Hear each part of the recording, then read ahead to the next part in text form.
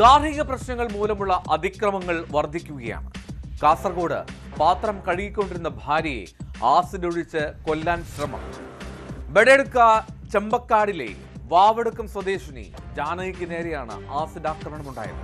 സംഭവത്തിൽ ജാനകിയുടെ ഭർത്താവ് പി രവിയെ ബേഡകം പോലീസ് അറസ്റ്റ് ചെയ്തു.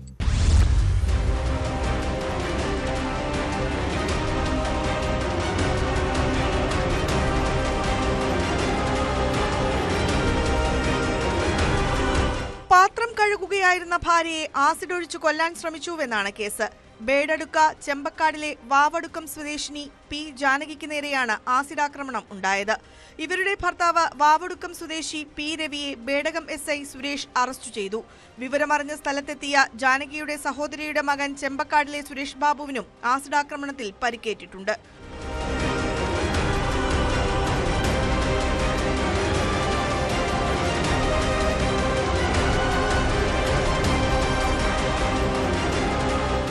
ജാനകി വീട്ടുമുറ്റത്ത് പാത്രം കഴുകിക്കൊണ്ടിരിക്കെ രവി ദേഹത്ത് ആസിഡ് ഒഴിക്കുകയായിരുന്നു. പ്രശ്നത്തിൽ ഇടപെട്ടപ്പോഴാണ് സുരേഷ് ബാബുവിന്റെ ദേഹത്തും ആസിഡ് ഒഴിച്ചത്. സ്ഥിരമായി മദ്യപിച്ചുപദ്രവിക്കുന്ന ഭർത്താവിനെ അകറ്റി നിർത്തിയ വിരോധമാണ് ആക്രമണത്തിന് കാരണം. കൊലപാതക ശ്രമത്തിനാണ് രവിക്കെതിരെ കേസെടുത്തിട്ടുള്ളത്. കോടതിയിൽ ഹാജരാക്കിയ പ്രതിയെ റിമാൻഡ് ചെയ്തു.